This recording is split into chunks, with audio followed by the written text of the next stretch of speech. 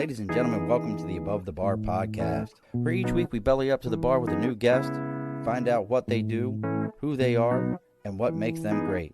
So sit back, relax, and enjoy.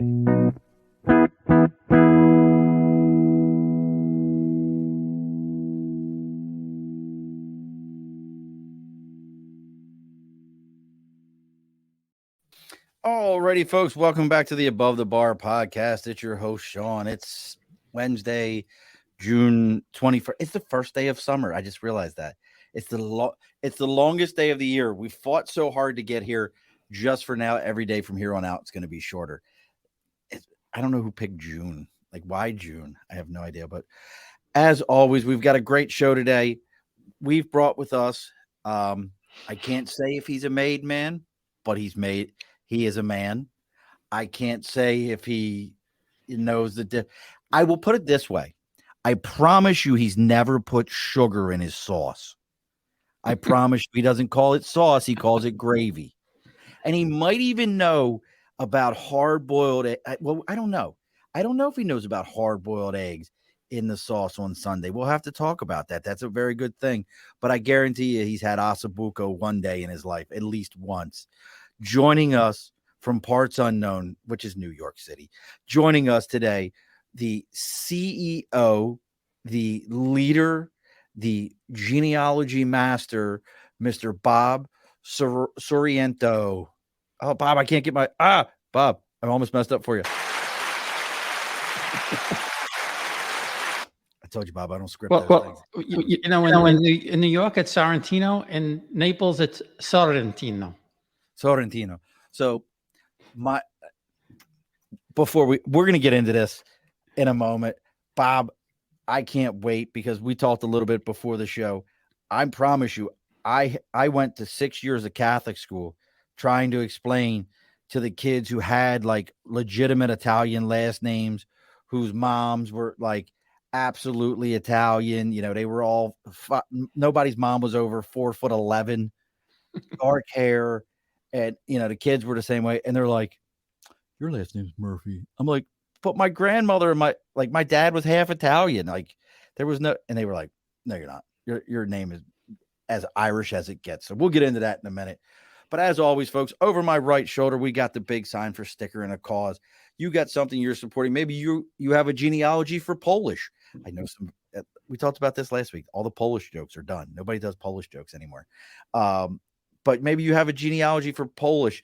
Maybe you've got a Girl Scout troop. Maybe you've got something going on and you're looking to support it and you want people to hear about it. Reach out to me, Facebook, LinkedIn, YouTube, Twitter, Twitch, TikTok, whatever it is that you're reaching out to me on. Let me know what it is. Send me a message. I'll give you the address where to send it to. You send me a sticker.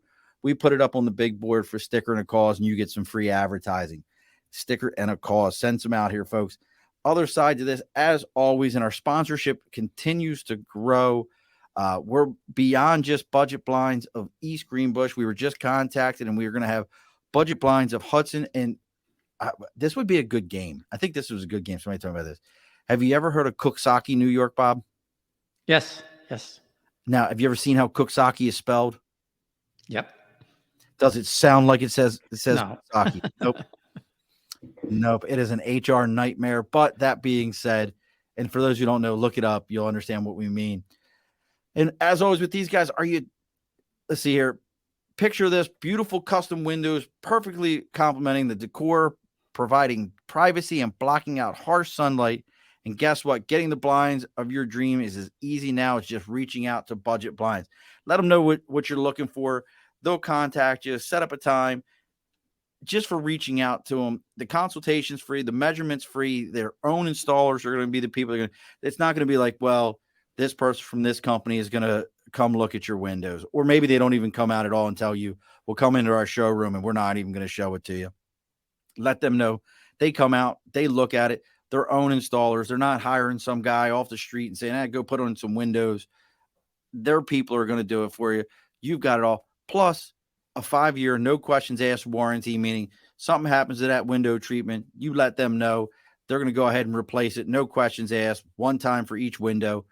And on top of that, if you let them know that you're there to belly up to the bar, they're going to give you a 10% discount off your entire order just for saying, you're there to belly up to the bar. That's Budget Blinds of East Greenbush and Hudson and Cooksaki.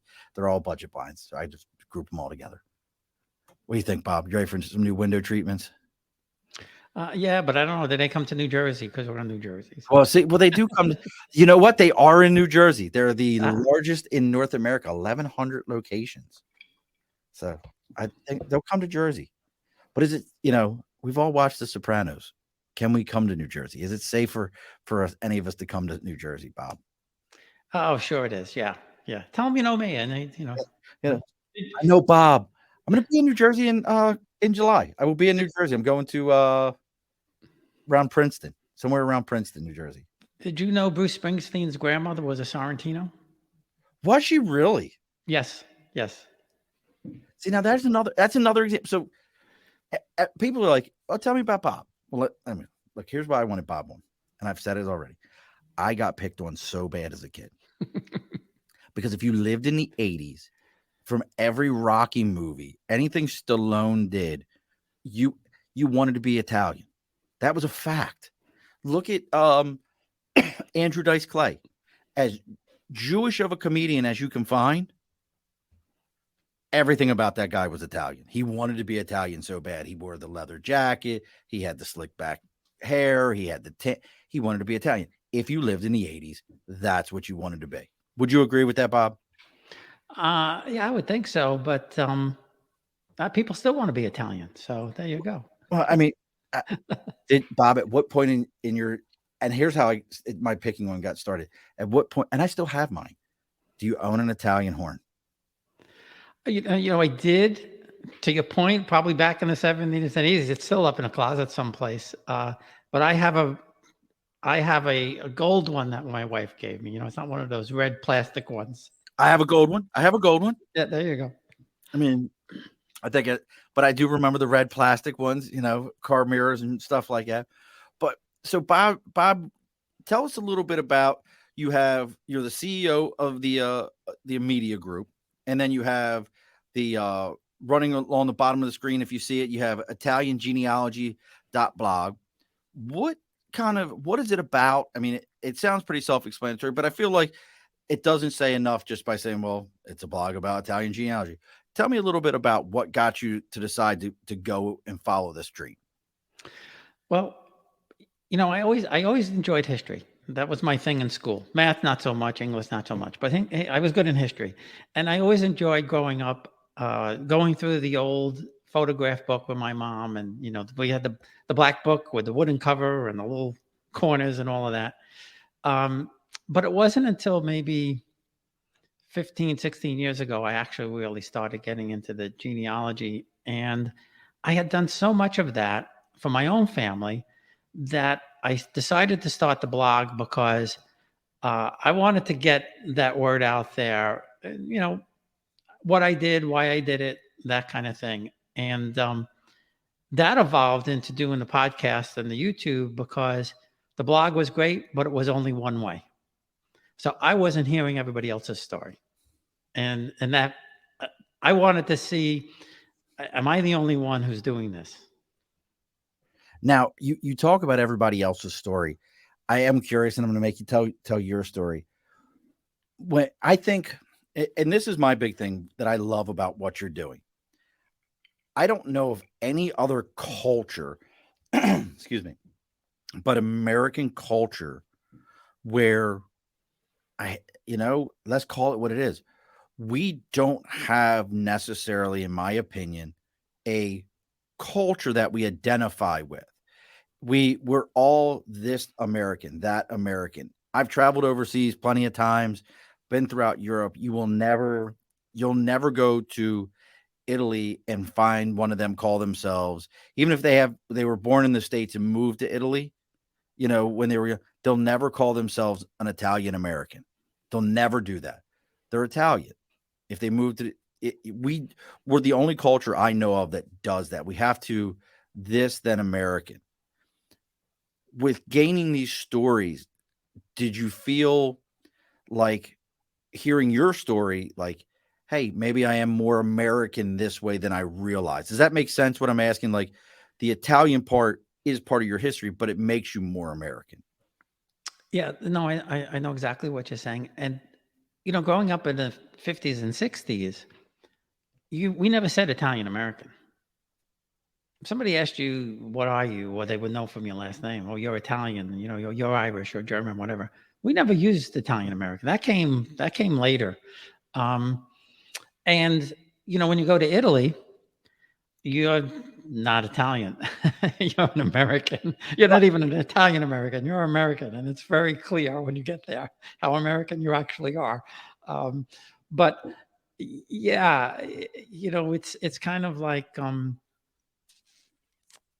some people say it. I'm American with Italian roots, or an American with Italian blood, or something to that effect.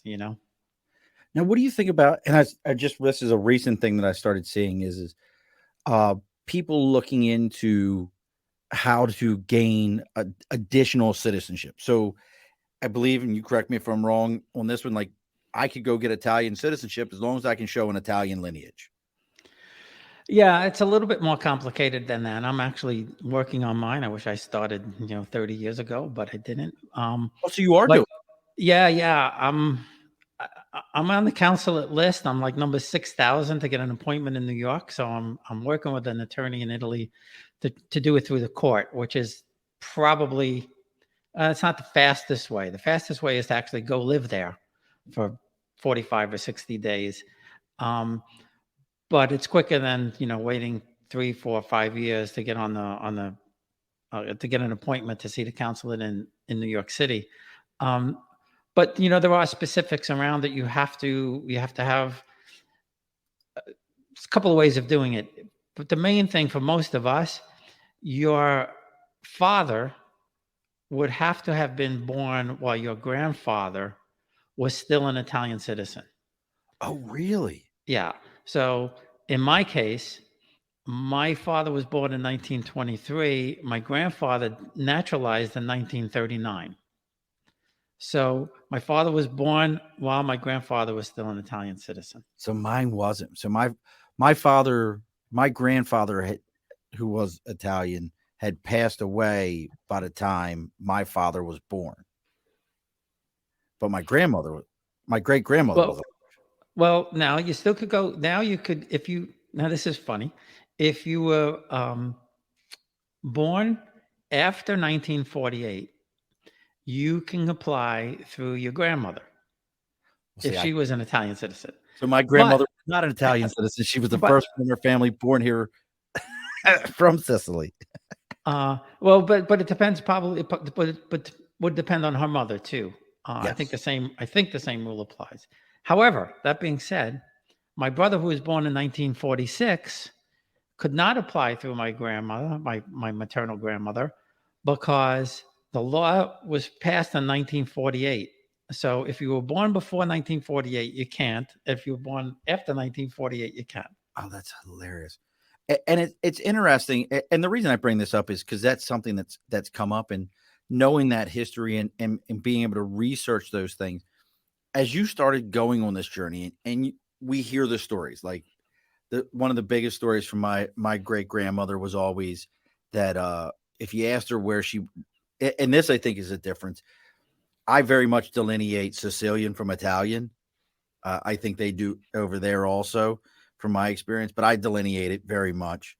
But my grandmother used to say, if you asked her where she lived at in Palermo, she would tell you the house on the hill. There was no address. There was Mhm. nothing, and it was like, well, grandma, like what? It was the house on the hill. So what are some of the things? And that's a story that everybody in our family has kind of carried with us that knew her. What are some of the things you learned from yourself that kind of helped push this journey forward for you?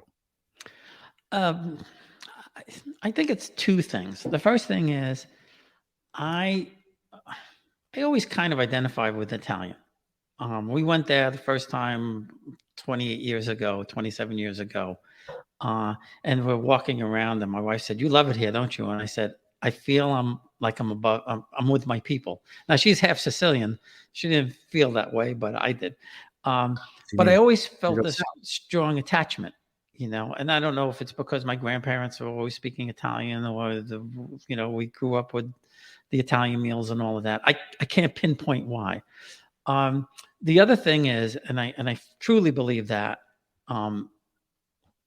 they want to be found, and there's a person or persons, maybe two, in each family who has that calling to do this research and to find the history.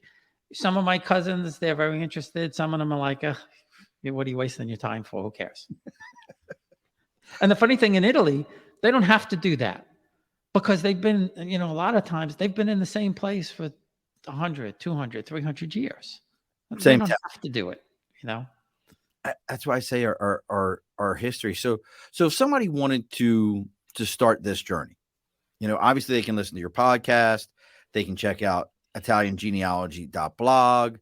You've got the YouTube videos, all these things going on. But if somebody said, hey, I want to start this journey to figure out my genealogy and to figure out, what it means to have a heritage, what would you recommend? Talk to grandma. Talk to grandma, talk to grandpa. If they're not alive, find the oldest uncle, the oldest aunt, the oldest cousin. That's the place to start. The place, because you'll learn a lot more from the oral history of your family than you will from researching any records. So they will know the stories. They may know, they'll know somebody that you never heard of. They'll be able to connect some of the dots for you. The other thing is, if you don't want to spend a lot of money, set up an account with FamilySearch.org. They're free. Ancestry you have to pay. FamilySearch.org you don't. And in some cases, I think it's easier to connect through FamilySearch.org. And they also have a free half-hour consultancy. So they have a link. You can fill out a form. You send it to them, and if whatever they find, they'll then do a half-hour call with you. Oh, that's cool. And give you all the information. And I did it mainly just to try it, because I've interviewed a few people from FamilySearch.org, and they found it wasn't necessarily a will. It was the challenge to a will from my fourth great uncle in Calabria. Oh, down in Calabria, really? Yeah, and it's all, obviously all in Italian. And when if you're lucky enough to find a will, a deed, or something like that, you get more insight into that person than just finding they were born on this date in this town. And the interesting thing about this great uncle, two things. One was his last name was DeRiso. He was the heir to the town of I think it was Carpignone. He had no male heirs. However, he stipulated in this will that no one could inherit his fortune unless their last name was DeRiso.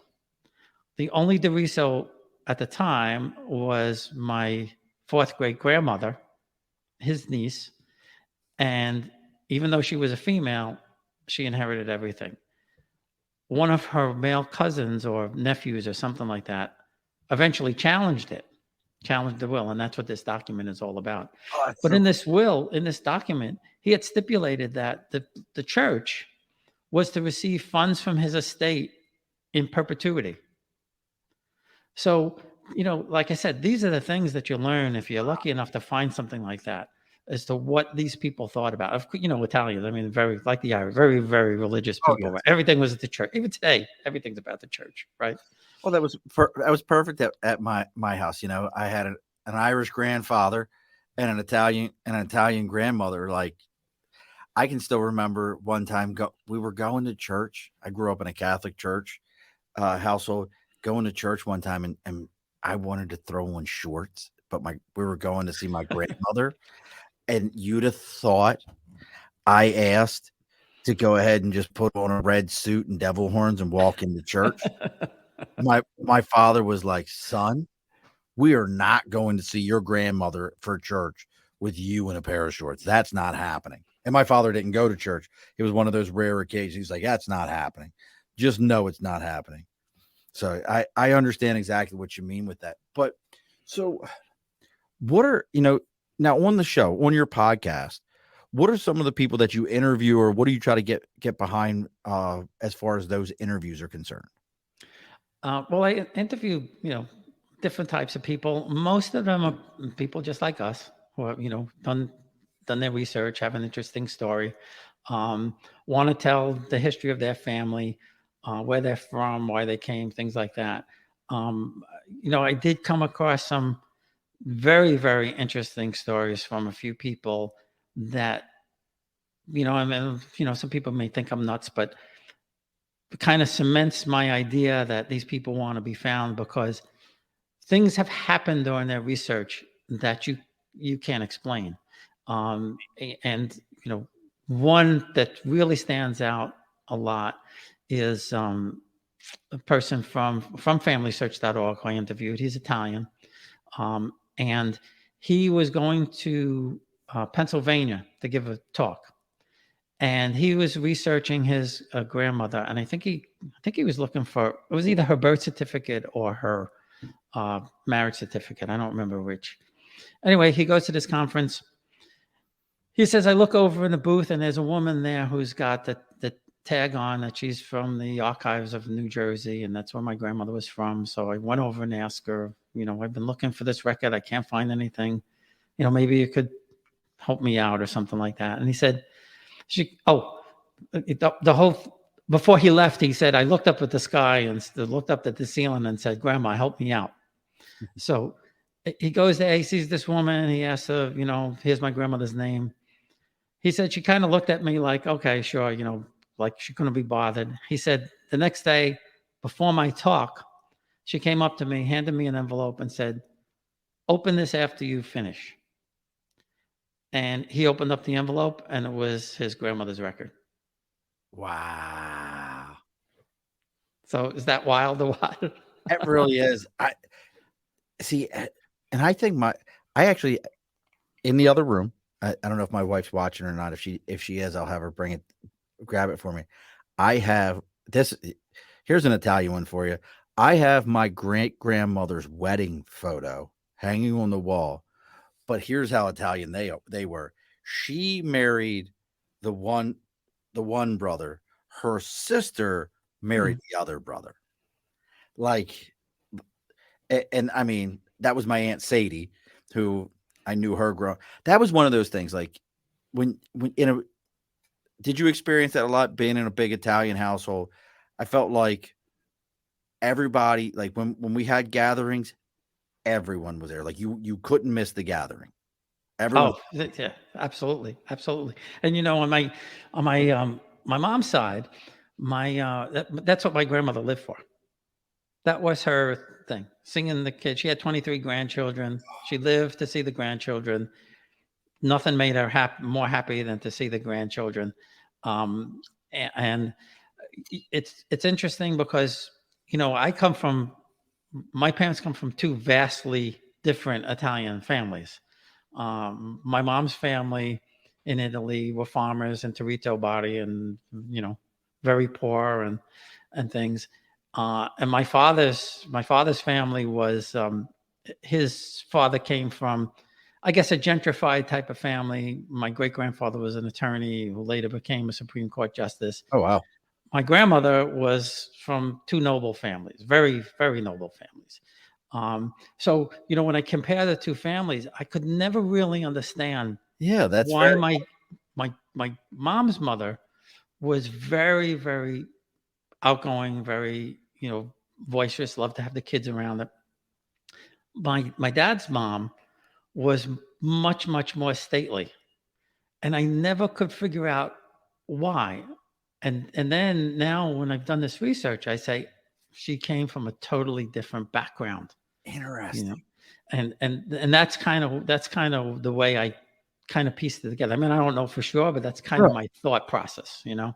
Now, with the one grandmother being much more, like you said, stately, more reserved in that sense, did she bring the Italian cooking to the table, or was that kind of like not a thing on that side compared to the other grandmother who, She had to figure it out. She had to put it all together.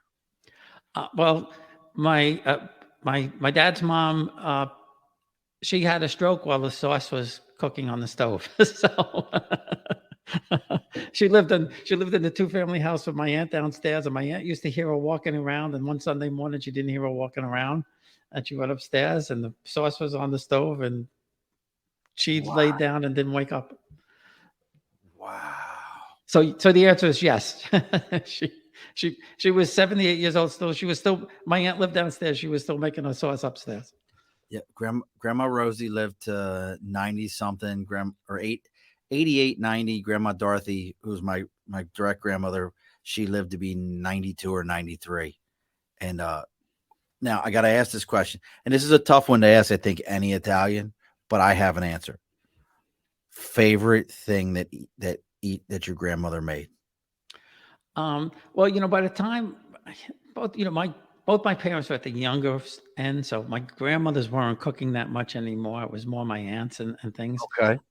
But my very, very favorite was my Uncle Frank would make the homemade raviolis for Easter and Christmas, and he would have the big board with the big pin and could roll out that dough, paper thin, and stuff the raviolis. And I eventually wrote a song about the raviolis because my cousin Frank, when he was about 16, they used to put the ravioli on the sofa to dry. They put a sheet and put the ravioli. Really? To let them dry out. And my cousin Frank sat on the raviolis.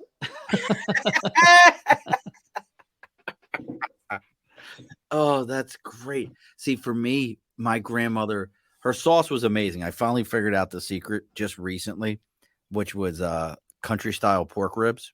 I didn't realize that's what she used till one day I was just playing with stuff and I figured it out. But you know what she used to make was the olives. She would take the Spanish olives and crack the skin, put olive oil and red pepper flakes and I think oregano in with them, and just leave them in the refrigerator. And there was always an entire thing of them in there. But she was such a great cook. When she remarried my grandfather passed, and she remarried a few years later. She married a Polish man, Kazimierz Tilak, who was my grandfather growing up. She learned how to make Polish food. That's how good she was. Yeah. Well, if you're a good cook, you're a good cook. I mean, you could cook anything. Now, have you been to Sicily? I have been to Sicily once. I went to Catania, Sicily, because there's a base over there. So I went to Catania, Sicily. I've been to Bari, Italy, Naples. Spent 2 weeks in Venice. That's where I've hit up in throughout Italy. Very, and even have you been? Did you go to Naples, Bob? Yeah. I don't know when you said it was like 27. We just went last year. Yeah, we just last year. I don't know if it's any different. All I remember when we went to Naples was they gave us a Liberty brief like we were walking into New York City in the 80s. No, it's much better now. Yeah, they were like, listen, Marines, you go in pairs of 2 at least. You don't leave your buddy. You don't understand this city. There's things going on. There's an element in this city. And I'm like, what? It's Naples. Like, isn't it supposed to be like pizza and stuff like that? Like, I'm 18, 19 years old at the time. I'm like, pizza, it's Naples. And they're like, no, you don't understand, Marine. Like, so this was 96, 97 Naples. So it was a different world. Yeah, no, I mean, that's when we went there. But at the time, we just stopped there to get a car to go to Sorrento. But no, it was fine. We were on our own for a bit, but we also had, the whole tour thing going. And that was specific just for us. But there was one specific area they told us we couldn't go to. My grandmother's family grew up on Via Carbonara, and there's the Hotel Caracciolo used to be their palazzo, but they lived across the street, and there was a whole block of houses there. Because when I look at the records, I see number 30, number 23, number 32. Somebody was born there, somebody died there, all that kind of stuff. My father's family lived just kind of maybe a quarter of a mile from there. And they said we know you know where your dad's family is from, the Sorrentino's family from, but we can't take you there. Really? So, but we had a place in the old city.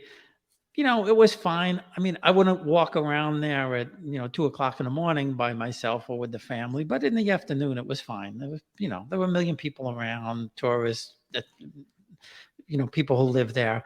The interesting thing about Naples, the old city, is and I kind of learned this, but then people told me Neapolitans still live there. It's not a tourist place. So it's still a vibrant Neapolitan city, the way it always was. I mean, people are still hanging the laundry out the windows and, sitting down and having their dinner and things like that. So, but, you here in this town, that's a, city that's 1,000 years old, or more than 1,000 years old, actually, and the cobblestones are still the same and all of that. But I did a very specific ancestry tour with my friend Letizia Sinisi from Italy Rooting, and I wanted to go to the towns that my grandmother's ancestors came from because of that linkage to nobility. And so we went to Capricota in Molise, which was just a super, super little town, 1,000 people up in the mountains. We went to Avellino, where my seventh great grandfather, eighth, ninth great grandfathers were the princes of Avellino. And, we had this experience, and I said to Letizia, I said, I can't believe that they're treating us like this. And she said, well, they would do that anyway, but because of your family. And I said, but that's what I don't understand. These people lived 300, 400, 500 years ago. And she said, we don't forget. They don't forget. And she said, if you think they treated you like royalty here, wait until you get to Calabria, wait till you get to Montebello. And that's where my grandmother's Pirmalo, that's where her family was from. They were the barons of there. And they did this whole day affair with us with this big picnic. And we talked about food earlier. Everything that we ate was made, not cooked, but created. So the cheese was homemade. The capicola was homemade. The wine, of course, was homemade. The olives were homemade. The bread was homemade. And I was eating the capicola, and I said to them, we don't have this in America. And they said, oh, we do it the way we did it 300 years ago. We kill the pig on the day after Christmas. We cure it until March, and now you eat it. And it was so matter of fact, like, doesn't everybody do this? You didn't call it gabagool, right? You didn't. No. You're like the gabagool. And now it's interesting. So what was this tour? Tell me about this tour, because I find that, like, did you have to supply them with the information, or did they say, oh, you're looking for those folks? Boom, boom, boom, boom, boom. Yeah. Well, I mean, because of the years and years of research, I knew who they were. And so we were supposed to go just right when COVID hit. And wound up getting postponed. But when I hired Letizia to do this, I gave her the family, right? And I said, I want to go to these towns because I know these are the hometowns that, they came from. And she did all the rest. She contacted all of these people. They set up all of these things. Wow. And, I say this to people all the time.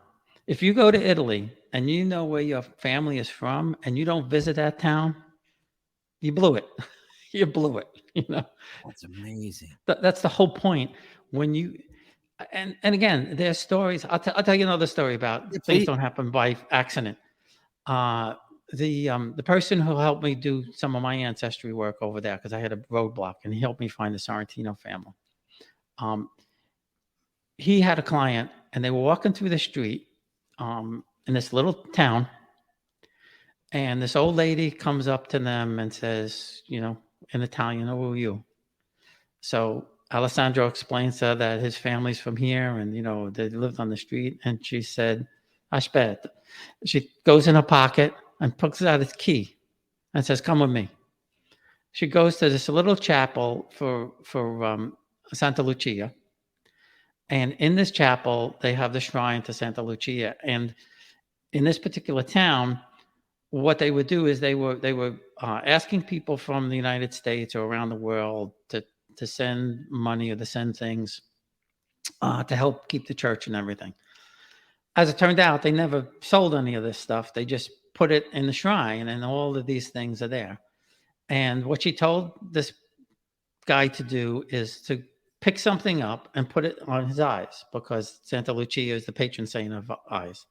Okay. He puts the thing to his eyes and he says, "I don't believe this." So Alessandra says, "What don't you believe?" He says, "This has my great grandparents' names on it." Get the hell out of here. I'm getting goosebumps as I'm telling you this story. So, that's why I said these things don't happen by accident. And when we went to the church in Capocota, for example, um, my fourth great grandmother, the one I mentioned earlier, Deriso, they had vestments that she had made in Naples in like 1790. Now, what's a And vest? What's a vest? the vest that the priests wear for mass. Oh, okay. Okay. And it had the crest on it. And the priest explained to me, this was donated by your fourth great grandmother, and these aren't the only ones. We have several of them. So these things are 300 years old. They still use them. They still use this stuff. Now, how do they know though that that's where that came from?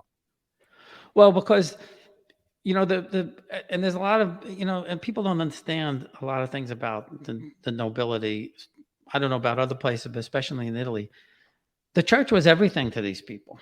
Right. Yes. And the nobility supported the church. They built the churches, they supplied the vestments, they supplied the chalices, they up kept up the whole place, because people didn't really have money for that.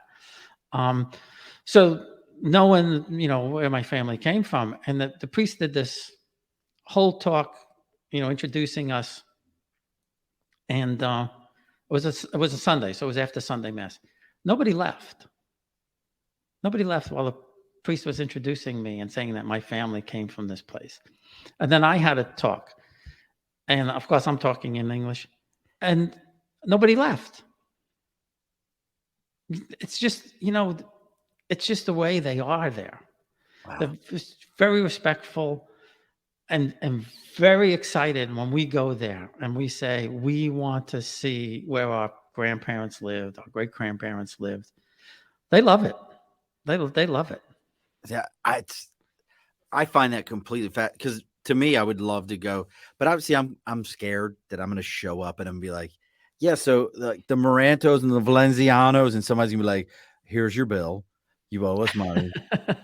Somebody didn't pay a tab, and now that we know where to find you, this is on you at this point. And I'm gonna be like, I don't. Well, it's funny you say that, because some people there think we're going back to claim something. So.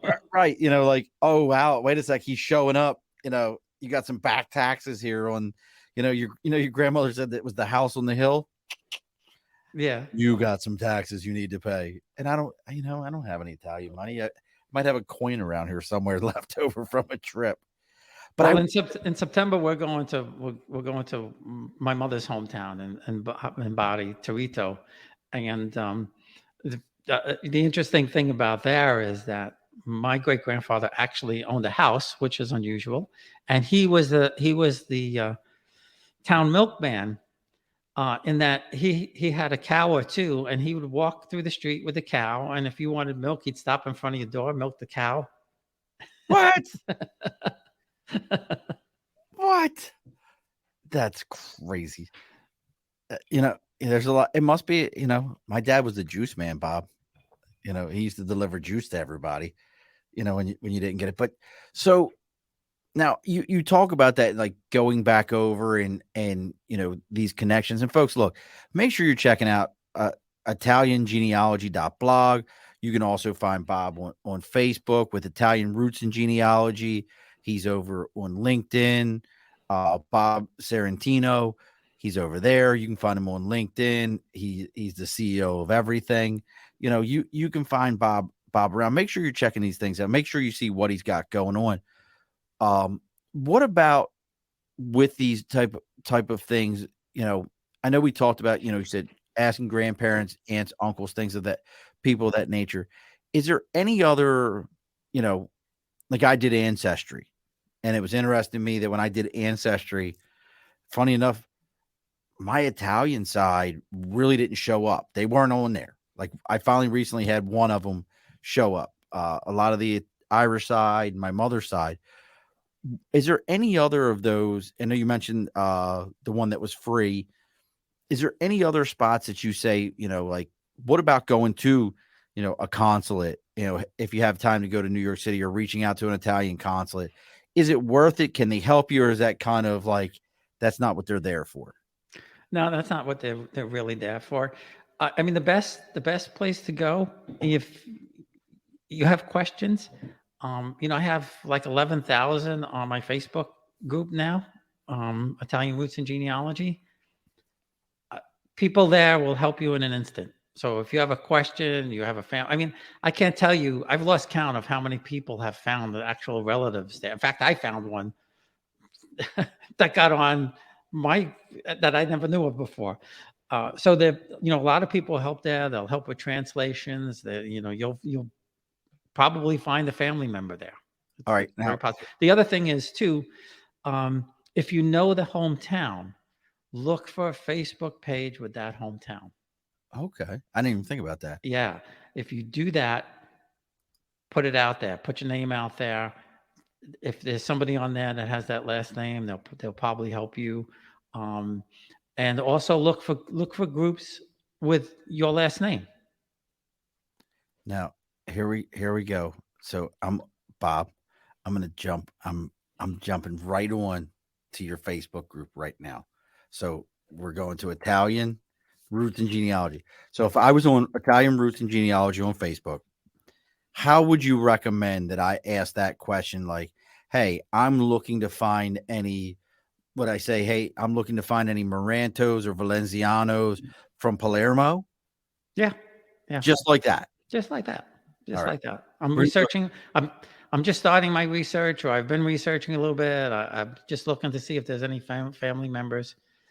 And don't be surprised if somebody says, "Hey, I know that last name." All right, so we're gonna do it, Bob. Right now, live on the air. I'm looking for any. I don't even know how to spell Maranto. Marantos. Right. How do you spell Maranto, Bob? I think it would be Maranto. I think Maranto, probably. See, this is already the problem, Bob. I don't know how to spell it. Doesn't matter. Somebody will say the real spelling is this. Marantos or Valenzi. I don't even know how to spell that one. I know I spelled that one wrong too. This is not good, Bob. How am I going to find my family, Bob, if I can't even spell the right name? This isn't good. Trust me, somebody will recognize it. Believe me, somebody will come back and say, "I think you mean this name." Somebody be like, you're an absolute imbecile. You're an absolute imbecile. How dare you butcher the Italian names like this? You're an absolute fool. What are you doing? Well, your first name is Sean, so they'll get it. They'll get it. They'll be like, stupid Mick over here trying to put in some Italian stuff, and he's getting it all wrong. No, it's going to happen. So now, for your podcast, I wanted to ask, because I love supporting other podcasters, and we're coming up on time to close the bar here soon. How often do you record? Where can they find you? We talked a little bit about this before the show. You do lives also, right? Yeah, once in a while I'll do a live. I call it Sunday Italian dinner, and I'll try to get a guest, and then people could chime in and ask a question here and there. But I try to do one a week. I think there's some close to 200 out there now, and if it's on, it's the home audio is on Buzzsprout. Buzzsprout, I know Buzzsprout. So it's on there. But if you just go to the blog, you can find everything there. You can find all the links on there to the podcast and also to the YouTube. or just go to the Facebook page and everything's out there. So it's pretty simple to find. Right. So, there is. I found how to spell Valenciano. So now you're doing once a week doing lives. Um, I always ask all my podcasters this: getting into podcasting. If somebody wanted to get into it, I know this is a little bit of a left turn for us because I want everybody to go to ItalianGenealogy.blog. I want everybody to check out Italian genealogy or Italian roots and genealogy. I want you to check that out. Get in those.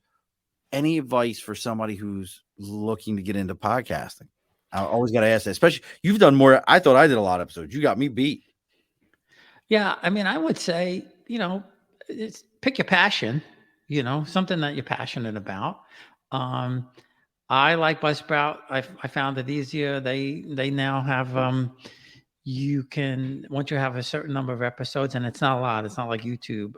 You could actually put advertising out there that they give you. So you're in a few cents here and there. But it's not hard. Pick something that and start with somebody that start with friends. That's what I did. I started with a couple of friends. I started with a couple of cousins.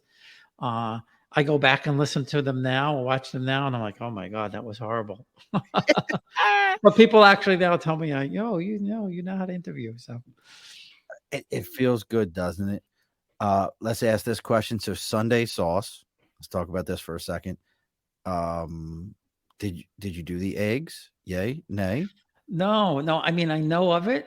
I didn't. I didn't do the eggs. Interesting that you asked. My mom's family. There was always, we were there every Sunday. There was always a pot of sauce with some kind of meatballs and beef and pork and all of that in it. Oh. I have, and it's on the website. If you go to the website and you look for the recipes, I have a bunch of family recipes out there that even you could cook as an Irishman. But I have my paternal grandmother's sauce, and people freak out when I say this. She put in celery, chopped up celery, which it's not sugar, but it takes the acid out. And she, again, she was from Naples, from an upper class family. At the end, when you're finishing it, butter. Believe it or not, 100% would agree with that. Put butter in there, and Italians freak out when I say this. Really? Yeah. But believe me, it makes a difference. It makes a difference. So I put butter in my sauce. I've always done it. Just a thing to do that. Hey, welcome to Cooking Hour. Two guys who are just eating shit from their grandparents. But I always did that. I always thought that, a little bit like just a pat or two, nothing crazy. It's just just a little bit of added fat, just to finish at the end. Yeah, it's a little bit of added fat into it. It gives a good flavor, and I use salted butter, so it gives a little bit of that to it. But I had my aunt's father, who was very Italian, but he always put sugar in his sauce, and I would be like, Pop. And I was a kid. He was like, I had a lot of like, this grandfather died, and that aunt's father would like, all right, you're mine now. Yeah, I'll take you on over here. And he would put sugar in it, and I'd be like, Pop, please don't do that. It was like putting candy on top of noodles, and I was like, can't do it. Yeah, I know what you mean. Well, when you go to the recipe page, I want you to check out Uncle Tony's chicken. Uncle Tony's chicken. Uncle Tony's chicken. And I'm not bragging. Well, maybe I am. I make the best eggplant parmesan, and that recipe's out there too. Ooh, bro, you do understand so when you were growing up, you took the bologna sandwiches to the beach. We were taking eggplant parmesan. I mean, like that's a big statement to say you make the best, because my stepmother makes, I call it eggplant lasagna, where she layers the eggplant like a lasagna, but it's parm. Yeah, that's what I do. Yeah, that's what I do. brother, listen to me. If you find me sleeping on your front steps one morning, and you're like, who is this strange bearded man on my front steps with a bottle of whiskey? It's me, I promise. It's okay. Just let me in to eat. Oh God, yes. See, but you know what? That goes back, and bringing this full circle back to what we were kind of talking about. I think that's one of those things about Italian culture that everyone loved. If you talk to my cousin Kim is 10 years older than me. So she knew my great grandmother way more than I did. Like she grew up with her more than I did. And to hear the stories, everyone in the neighborhood came to my great grandmother's house to eat. My mother lived at the opposite end of the block of the alley that my father lived on. And that's Baltimore. It's alleys. Mhm.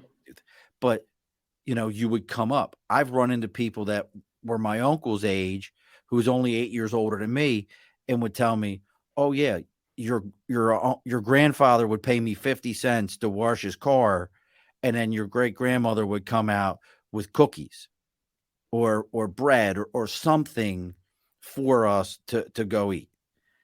So I mean, I think that's one of those things that makes Italian culture so endearing to us. What are your thoughts on that? Well, yeah. I mean, family was paramount. I mean, everything was about the family. And in fact, I've gathered home movies from I think 6 or 7 different families, and I'm going to work on a kind of a Ken Burns type of thing where I interview them and show the family movies going back to my friend Tommy's actually goes back to the 1930s. So I have movies from the 30s and 40s and 50s and 60s where I'm going to show, dispel that whole soprano mafia kind of nonsense and show that, we were just regular people. We had family gatherings like everybody else. We went on picnics and, even have, Tommy's got his parents' wedding. I have my parents' wedding from 1944. I love it. But, that's the thing, the family was paramount back then to everybody. And unfortunately, we've lost that. I think for the most part. I would agree with you. We weren't a every Sunday household. We weren't, but there was those events and you showed up and, my grandmother made our house. We weren't a Seven Fishes house. I don't know if you guys were. Were you a Seven Fishes house? Yeah, yeah. I'm not a fish person, but yeah, they had it every Christmas Eve.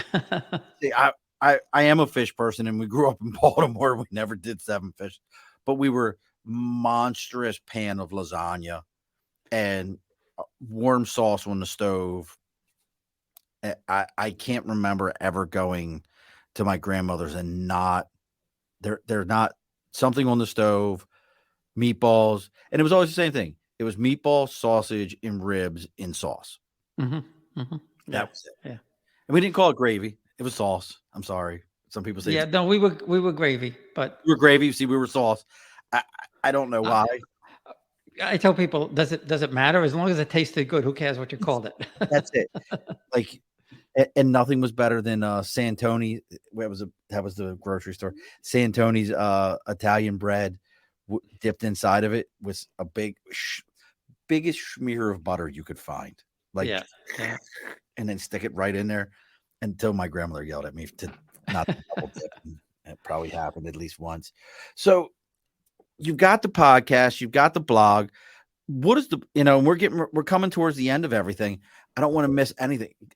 Bob, I'm so like, Bob, I feel like this is like one of those conversations where I'm like, I want to tell people about this, but they don't believe me when I tell them. I'm like, listen to me. It wasn't until I did my 23andMe, and I'm like, it's gonna come back. I'm 25% Sicilian. People are like, right, right, right. And then I like flip it around. I'm like, see? And they're like, you? I had blonde hair growing up. My Yeah, grandma, my cousin's 100% Italian. He's got red hair, so right, you know, so who knows? But so since you mentioned it, before we go, yeah, the book, there it is. Farmers and Nobles, about my two families. It's available on Amazon, it's Kindle, it's Barnes and Noble, Janaway, and on my website. But I go into, my stories, some of the other stories I mentioned. There's more of those. How I started, a little background about my two families, and then I go into some of these noble families because we know the Spanish Italian, we know the Spanish nobility, we know the French nobility, the English nobility. People don't realize that up until 1860, 1861, all of Italy were all these little fiefdoms, all Yeah. these little cities. I mean, every city had a baron, a count, this or that, the other thing. So we're talking less than 200 years ago. The country, it wasn't that. It wasn't a country. It wasn't a country. Yeah, I think we missed that, because you get into the fact that the Rome you really want to get people riled up, Bob, remind them that the Roman Empire still existed as we were becoming a country. Yeah, yeah. And then they're like, "What?" Yeah, the Roman Empire was just coming to the backside of it as we were still a country, and then they really get riled up. So the books that who's do you read it? Do you have an audio version yet, Bob? I don't yet. I don't yet. I need you to read it, Bob. With You my need New York with this accent, you want me to read? Absolutely. How perfect is that? So my grandmother met my grandfather. They were both, one was a noble, one was a peasant. They got together. They hung out. They went to the boroughs. Listen here. It was a beautiful thing. How great would that be, Bob? Like All right, since you say so, I'll do it. that. See, I'm all about those good accents. I have a horrible Baltimore accent. I mean, give me a break here. So you can use your smooth, silky New York accent. Brooklyn, Queens, which is it? Queens. Say, and you could use You that. know, the King of Queens, right? The show, yeah, The show. You know the shot where he's walking away with the lemon ice and it falls out. I think so. Yeah, Yeah, it's right at the beginning there. The lemon ice king of Corona. yeah. My grandmother lives 4 blocks from there. No, We used to get 5-gallon, a big 5-gallon from there when we'd have parties. see, I love And so the guy who ran it was Pete Benferrimo, I think. You could only have one flavor. You could not say, "Give me lemon and blueberry." No, one flavor. You get one flavor. You get chocolate. You get lemon. You get blueberry. No mixing. that. That's it. You get your one flavor and you get out. That's it. Like, could you get back in line and get another You one? could get another flavor, but you couldn't put them on the same. You couldn't mix them together on the same. That little cardboard thing there. That's so great. I love. See, those are the things. Like today, somebody would write a Yelp review and be like, "I tried to get this mixed on here, and this gentleman just wouldn't allow it to happen." Or they'd be like, "It's such a kitschy little place. It's so nouveau." Like, and to us, it was like, "Really? Just put it on here." No, this is the way this works. You cannot argue this. I love it. Your next episode, Bob. What do we got for the next episode? Gee, I don't remember who's coming up next. To be honest with you, I do have a couple coming up that within the next month or so. One is going to be about DNA. So, an expert on DNA and when you look at ancestry, what does it all mean and how to make sense of it. So that one's coming up, I think in August. And I think the next few are just, people like us just telling their stories. If you want to tell your story, contact me on message me on Facebook, join the group, message me on Facebook, and then I'll put you in the rotation. There you go, folks. So make sure you're checking out ItalianGenealogy.blog, or you're on Italian Roots and Genealogy. We got it. Look, just to ruin everybody's summer, Christmas is only 6 months away. So you need to get a book. So hold the book up again, Bob, so everybody can see the book. So everybody can get Farmers and Nobles. Get that book. It's on Amazon. I know you all got Amazon accounts. There's the back. You can see all about Bob's family and everything. And maybe you could figure out how you could go over to Italy or wherever your people are from and go do a trip over there. Cause there's probably, if there's one for Italians, there's probably one for, Croatians or Yeah, that'd be nice. Lebanese or Mhm. something like that. And you can go do the same exact thing. We got to get ready to close things up. But Bob, I think this is appropriate to have one guy who is Italian telling another guy who at least you look the part too, Bob. You got the good mustache. Bob's got if you're not watching the live video, Bob's got a good mustache. Like you got the same mustache my Uncle No Wayne. hair. Like the hair is missing. I mean, he is right there. And he's got the shirt. He has got the shirt on at that, like the good Italian bowling shirt on. Like in any minute, he's got to be like, look, dude, I got to go. I got league night tonight. We got to go. So getting ready here. Those of you that watched the whole episode, normally you've watched me end these with Earplug Podcast Network. A few months ago, the Podfather Herb, loved him to death. He closed it down.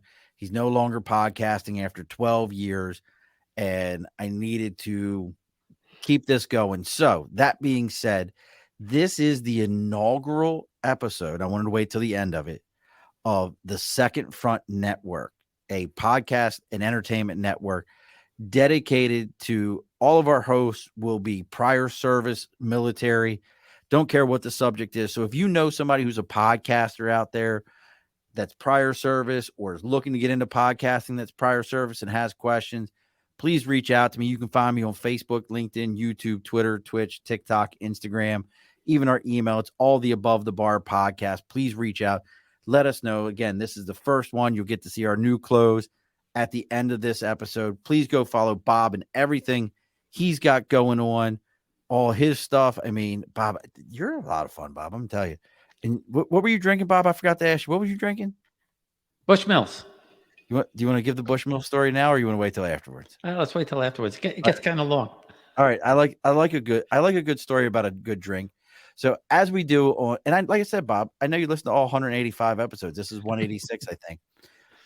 We always give the guest an opportunity for the final word. So, Bob, what is the final word?